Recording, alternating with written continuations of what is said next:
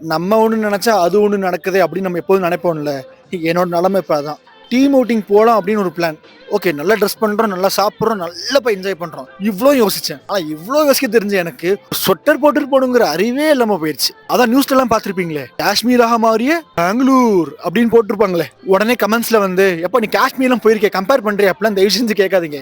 என்ன பொறுத்த வரைக்கும் இதுதான் காஷ்மீர். ஏன்னா நான் காஷ்மீரா போனதில்லை. இந்த குளிரை என்னால தாங்க முடியாதுப்பா.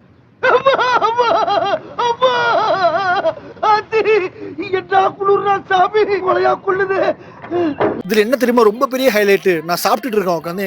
லைக் என்ன கேக்குறாங்க, டேய் என்னடா குளூர்ல அப்படின்னு. நான் இல்ல இல்ல அப்படிங்கிறேன். ஆனா உள்ளுக்குள்ள என்ன தெரியுமா தோணுச்சு, எஸ்ஜே சூர்யா சொல்லுவார்ல, இருக்கு ஆனா இல்ல, இல்ல ஆனா இருக்கு. எனக்கு அதுதான் தோணுச்சு. குளிர்துன்னு சொல்ல முடியாம, குளிர்லன்னு சொல்றதுக்கு மனசு இல்லாம ரொம்ப கஷ்டப்படுறேன்டா சாரி. அப்ப என்னோட மனசாட்சி என்ன தெரியுமா சொல்லிச்சு, ஆக்சுவலி, டே சோனமுத்தா, சொற்ற போடாம இப்படி வந்து மாட்டிக்கிட்டியடா பெங்களூர்ல. இதுதான் எனக்கு தோணுச்சு. இதுல எனக்கு பின்னாடி போனால் போகட்டும் போடா இப்படிங்கிற தீம் மியூசிக் எல்லாம் ஓடுதுப்பா. சில பேர் நினைக்கலாம் இதெல்லாம் ஒரு பெரிய விஷயமானு. யோசிச்சு பாருங்க, 16th ஃப்ளோர், ஓப்பன் ஏரியா வேற. நானும் மனுஷன் தானே, எனக்கும் குளிராதா. இனிமே ஸ்வெட்டர் போடாம பாத்ரூம் கூட போக மாட்டேன். போதும்பா போதும்பா, என்னால இனிமே முடியல. Please help me.